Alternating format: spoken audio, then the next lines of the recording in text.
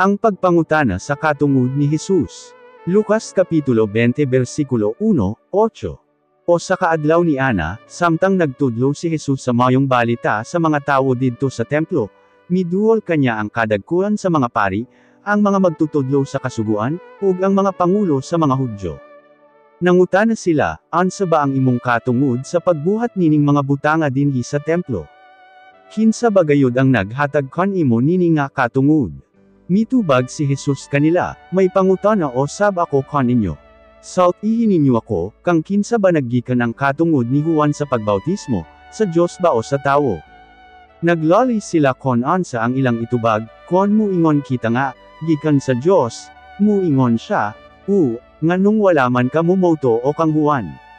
Apan kon muingon kita nga gikan sa tawo, batuon kita sa mga tawo, tungod kay mito o sila nga si Juan propeta sa Diyos.